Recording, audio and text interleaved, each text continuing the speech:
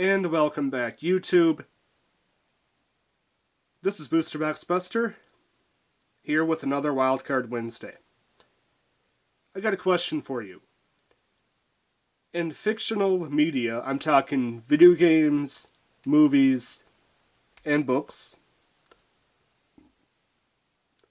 how often do you find yourself rooting for the villain more than the protagonist of that particular game, movie, or book that you happen to be invested in? I find myself rooting for the villain more than I find myself rooting for the actual protagonist. I think it's partly because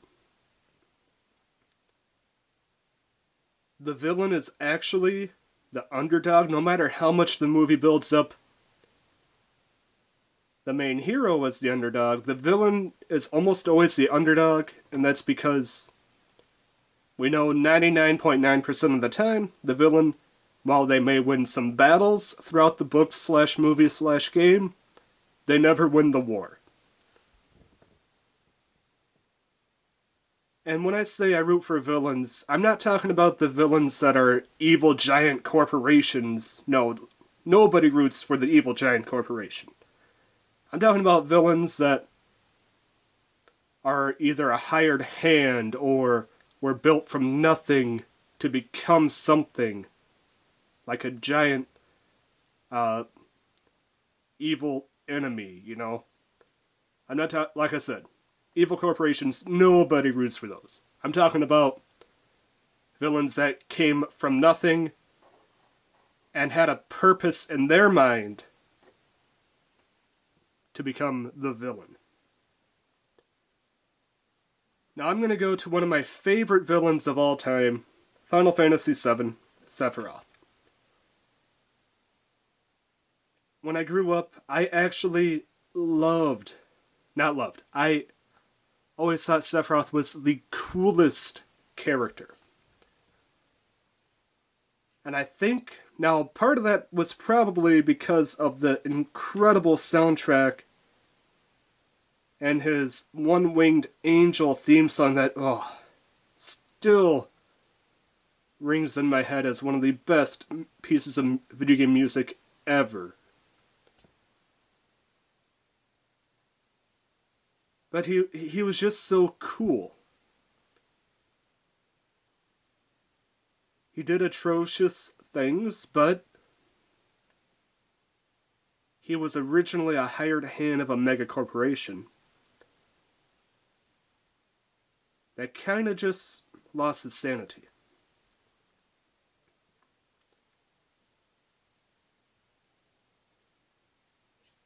Another good example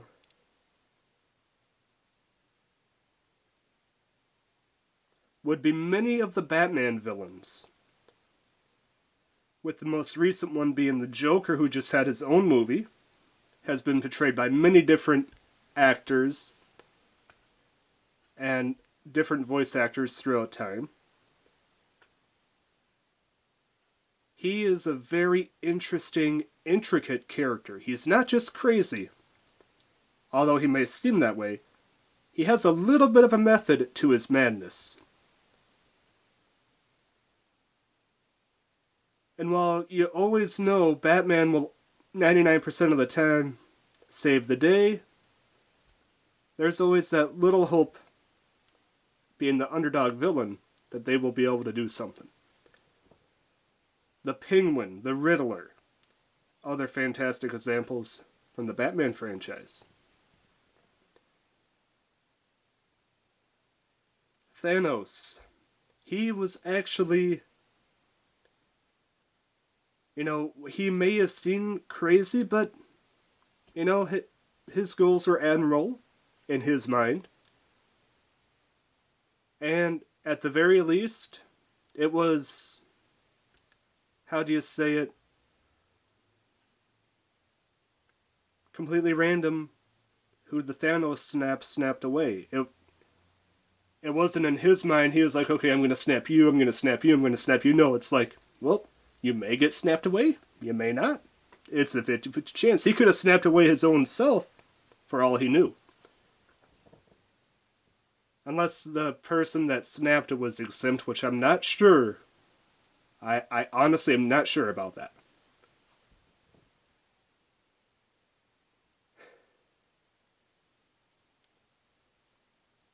And not only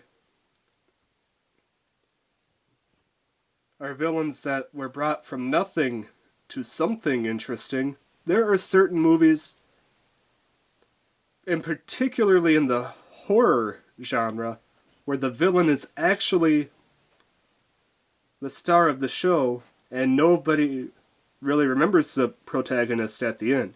Perfect example, the movie It.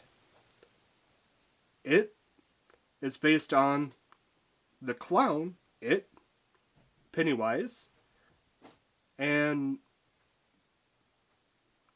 nobody really remembers the heroes from the movie, but everybody remembers the clown. I could say the same about Predator, although, I mean, Schwarzenegger from the original. Alien, although Ridley. I could say the same thing about the Saw franchise. Everybody remembers the main villain, who was behind the mask, but not many people remember the supporting cast of Saw.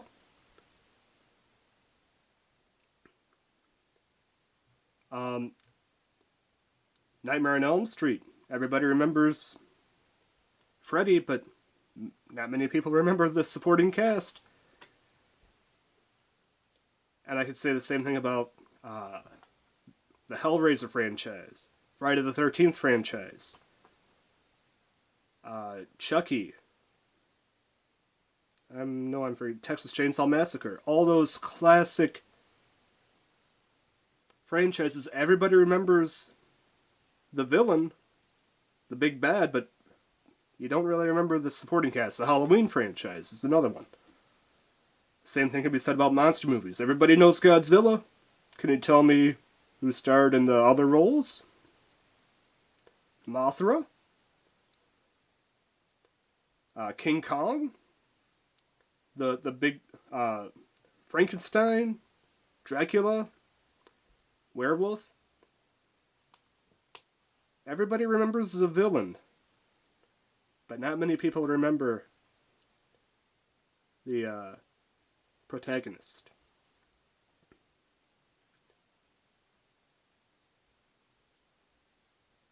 Although technically Godzilla is not the villain in some of those, but, you know, it is what it is.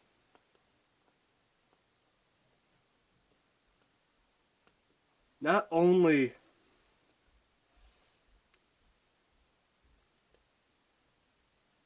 are the villains have some starring roles, some villains have incredibly detailed backstories. And you get to know the villain, you get to relate to the villain, you get to understand why they became the way they were.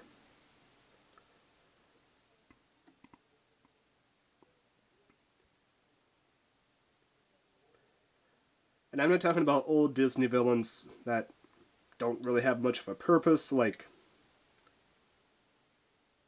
why did the witch want Sleeping Beauty to eat the poisonous apple? Nobody really knows. That's not a villain that you root for. I'm talking about detailed villains. Scar, he's more relatable. Jafar, he's more relatable.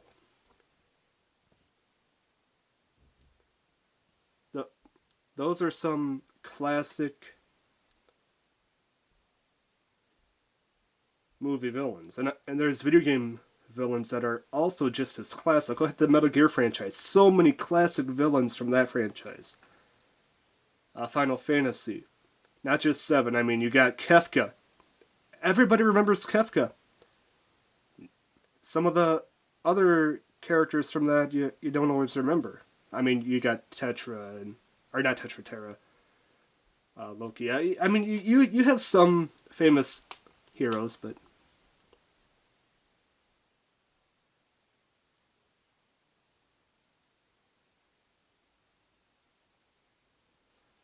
And then, of course, I mean, look at the Nintendo franchises. Bowser, he has become such a non-villain that he's actually joining Mario and some of the sporting games. Actually, I think in nearly every sporting game he's in there. Zelda, you got Ganondorf, such an iconic villain. And when people cosplay, you'll see just as many people cosplay the villains of people that are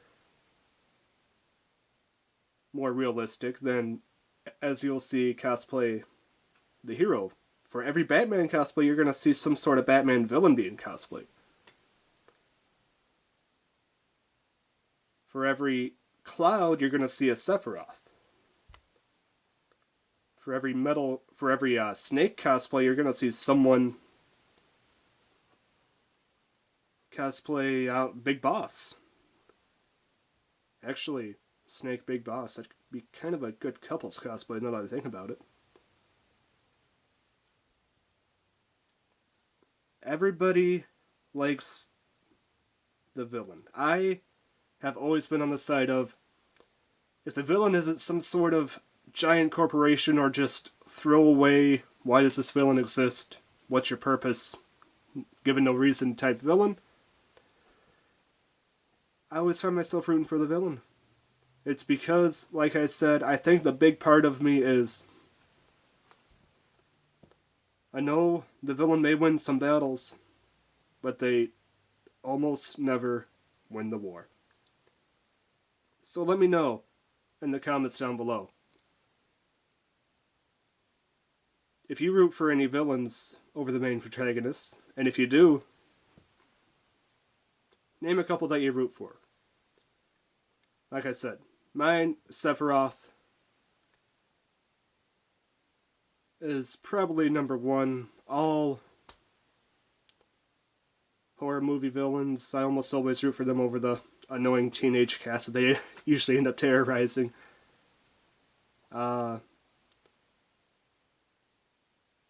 Batman villains, I mean, just tell me what villains you end up rooting for in fictional media. This is BoosterBoxBuster with a completely different video than what I'm used to doing. Hoping you guys enjoy it. Signing out.